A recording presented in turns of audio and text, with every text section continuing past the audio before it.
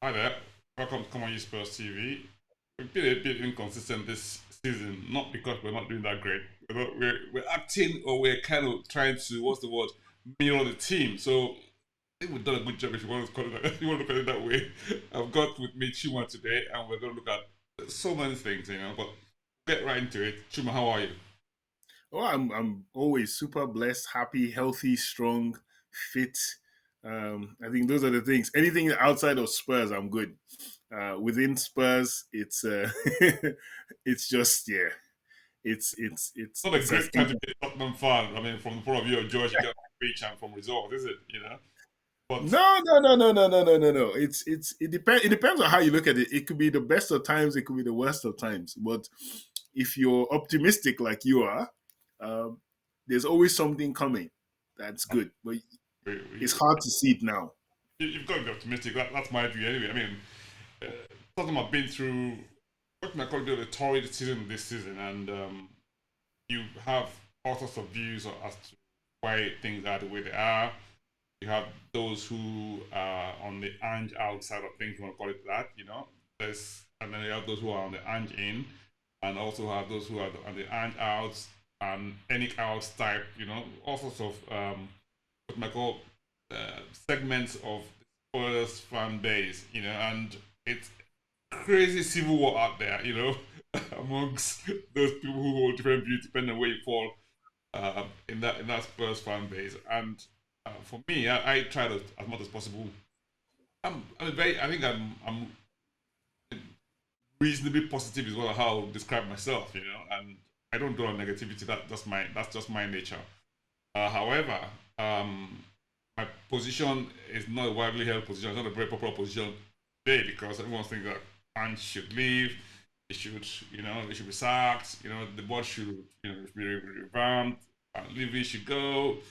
Get rid of some players. In other words, the whole thing is broken. It needs a total revamp. And my my thinking is a little bit more measured. I guess I mean you had this discussion before. Chima, when you said people who have run businesses in the past or who run businesses understand that you're going to have cyclical nature or cyclical trends in how your business or your team performs. Even those who are involved in elite sports, they can tell you for a fact that no team wins all the time, and you will find seasons where some particular teams do relatively really poor compared to what they used to, and it's usually one blip of a season, and blip of seasons when you have teams like Leicester who come out and the business and become league champions. You got this season, for instance, you have Bruno in Forest, just uh, playing against all odds and being right up there, top four this season. Who would have thought that Forest would be in that position? Bournemouth seems to be doing really well this season. Fulham, I mean, almost revelation club as well this season. Crystal Palace had a very bad start, but they've actually in the semi-finals of the FA Cup. So you have a lot of things that have happened this season that don't sort of what's the word match expectation in many respects. Some good, some bad. What's your take on that? I've talked so much. No, it's first of all, you have to understand there's a theory. I saw something the other day that how on earth are Tottenham part of the top six? And what they don't understand is what's the definition of the top six. Well, the top six, people think it's financial. It's not financial. It's actually based on the teams that have won the most trophies in 20th, 21st century, however you want to put it, in the last 50, 60, 70 years. Spurs have won the sixth most trophies, fifth or sixth most trophies of the teams. You have Arsenal, you have Manchester United, now you have City as well. You had teams like Aston Villa, Everton. These are like the traditional top six. So it's not like Spurs were bestowed the top six thing because they make money, they're in London. No, it had to do with achievement. Now, recent achievement, you say yes, Spurs haven't achieved anything since 2008. And you'd be right. But somewhere along the line, the top six status has made rival fans look down on Spurs as a top six side that doesn't win trophies. It's made Spurs fans feel we're a top six side, we deserve to be in the top six. So you have this I would call it an entitlement mentality on one side, and you have the other side where it's like you people don't deserve to be there. So we're always caught in the crossfire between these two sides. Some Spurs fans that feel we're top six and we should be aiming for the stars, which of course you should be. And then there are the rival fans that think you're Spurs, you're absolute rubbish, you shouldn't even be considered. So we're always engaging in these conversations every single day. And then, like you said, there's a civil war inside Spurs at the moment. But actually, one party that is in that civil war that's interesting is the first time I've ever seen an Enoch Levy out and the manager out linked together. So it's Ange out, Levy out. So which I find which I find interesting. You've always ever seen either the manager out or Levy Enoch out, which is standard. So I've never really seen the two out, and it's like, and it's such a shame, really, because, like you said, there is no such thing, in my opinion. This is just me. I've lived on this earth for over 40 years now. I've never seen linear progress. Like it's just a straight line. You started and you started. It's like you were born and you started walking. I've never seen that. Maybe it's happened somewhere. If any of the viewers or people watching can tell me, please let me know if a child was born and started walking the next day. I've never seen that. I've never seen anything start. Businesses we respect so much started in garages and then got offices and everything kept. It started from somewhere. There's always a source material. And the thing about it though is when people see success, they don't see the struggle behind, you know. And most times they just see the success and think, oh yeah, this is how they've always been. But Spurs' story is very interesting because we've just been mid average and above average, and we've been good with that. People started complaining about finishing in the top four. Top four was not a trophy. And I'm not saying it is, but now all of a sudden they're now screaming, oh, we want to be in top four. And I fail to understand what's going on in terms of that. We've had a very bad season. And I think, like you said, sometimes bad things happen. Let me And this is a horrible bad season. tell you what, and talk for a second there. Talking of Go ahead. top four and top try, right? I know people who would sometimes say it as far as say, if we get relegated and we win a trophy, it's still a good season for them. That's for some people, you know. And some people say it doesn't matter, even if you don't get top four and you're like, 16, 17, and you don't get relegated, it will be a very, very successful season for Tottenham because at the end of the day, what we're playing for is trophies. I said, that's an interesting take, but what's your take on that one? No, my take is this. And this I wrote that on our group. And I said, it's so funny that the very same people that were shouting finished 16th. And I remember it was 16th or 16th, finish 16th and win a trophy is a successful year for Spurs. I would take that. Now we're living it. The people who said it was going to be a very harsh rebuild for Spurs, which means we could possibly be out of the top 10. We'll take that rebuild, get younger players, get new players, get rid of the deadwood, as they called it.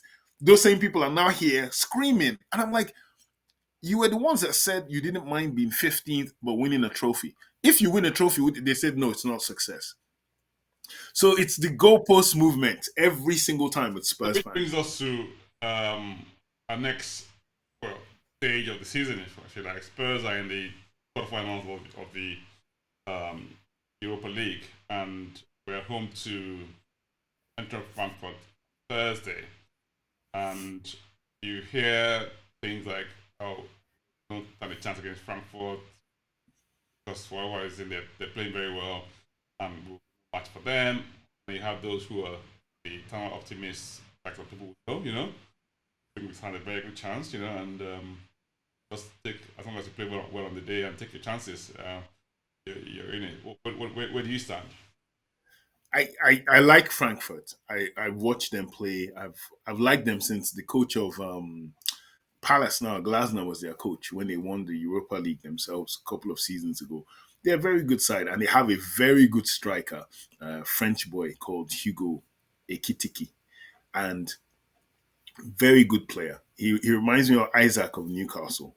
And they also have a player who I think Spurs fans would look at watching because we missed out on Adam Wharton that's at Crystal Palace, and everyone can see how great Adam Wharton has started becoming. But there's a player at Frankfurt that teams are looking at called Hugo Larsen in their midfield. He's like Adam Wharton, but I think he's a more advanced moving player. But it's 90 minutes. Anything can happen in 90 minutes. I think a lot of the Spurs players would look at Europa League as sort of redemption for them because everyone has written them off and there's nothing to play for the season. Spurs are not getting relegated. Spurs can no longer make the top six. But if you're going to close out a season where you're getting your players back from injury, little things are returning. The first half against, we'll talk about the game against we'll talk about the game against who do we play? The 3-1 against the relegation fodder Southampton. But the first half was really good movements and stuff like that. But regards this Eintracht Frankfurt game, I don't see Spurs losing.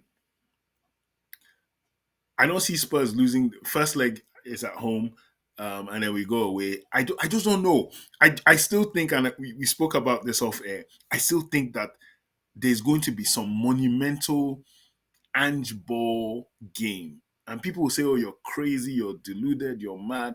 I still think there's just this game where Spurs players will just let loose. Right now, you and I spoke about it. There's a certain tentative thing to the play. And I think it's players who are out of form, have lost confidence, and came back from injury. I think those three things have played a part in how they're not as dynamic as they used to be, not as fluid as they used to be. You see little bits, but you can't see it in. I just think there's going to be a game. It could even be the last game of the season. I don't know. But I think it's going to happen. And then when it happens, you look and say, wow, so this thing has been inside these players for all this time. And I don't know. We'll see what happens at Frankfurt. I don't see Spurs losing. That's just me. I really don't see us losing that game. I think we'll play really well. And Frankfurt have had a few dodgy results last two games, I think. So we'll see.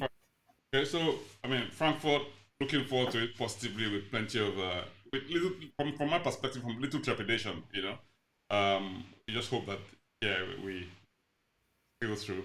But that's and the truth of the matter. Look, at this stage of the competition, you've got to take one game at a time. Even if you lose at home, you've got to go away and still do the business, and it's been known to have been done several times. So it's not even new at all. So I mean, even if we don't win at home, it's not the end of the world. Even though it could be a much more difficult task if you're like, hey, it's not impossible, but I expect that we win at home comfortably. I expect, but hey, and we do the business in this round, and we have, is it Man U next if we get through? We have Wolves on Sunday away.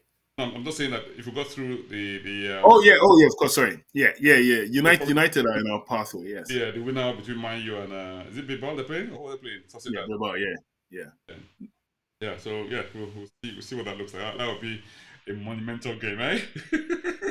I think also to add to this, I think one of the most frustrating things I think with this season has been not being able to see our football in the way Ange plays his football, and I think that's one of the criticisms leveled at Ange at the moment is you say you're brave, you say we're attacking, but we can't see it.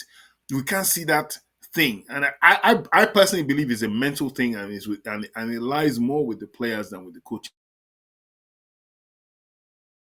staff. I think the coaching staff are doing everything they did last year, doing it and even more. I think they've even tactically adapted. I think somewhere along the line, the players rushing themselves back from injury, not being exactly the same way as they used to be. But I think that's the thing.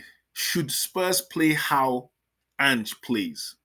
And people have lost faith in him. They want him gone. Yeah, forget that. Put that aside. There was a certain kind of attacking flair last year that I haven't seen a lot this season. If that comes back, or should that materialize in any way, shape, or form, which I think is what they are really trying to do, is like get back to just being to be more automatic. Stop thinking too much. Stop overthinking it. Just play. I think if that happens, we'll just. I just want to enjoy the rest of the season. To be honest with you, as a Spurs fan, win, lose or draw, I'll enjoy it. I know I'm not getting relegated. We're not under any pressure anymore. I mean, let's just. If you win, fantastic. But do you think Ange will remain in place next season, or do you think it's going to be replaced? So I think he's going to get replaced. Now, do I want him to get replaced? That flips daily. Some days I look at it and I think I want him to be replaced. Other days I look at it and I don't want him to be replaced, if that makes any sense. All right, they're doing a Jekyll and Hyde. I think he will be because of I think there's too much fan pressure. Yeah. That's the problem. I think the noise is a bit too much for certain board members, not Daniel Levy, but the board members. I think. I actually think that. With that being said, I think you. Go ahead. Sorry. No. Yeah, no. Go ahead. I just think I would like him to stay. Believe it or not, I would like him to stay, but I expect him to go. Okay. Thank you very much. That's basically. Yeah, I expect him to stay, but I fear that he may be let go. You know. But hey, there you go. Yeah.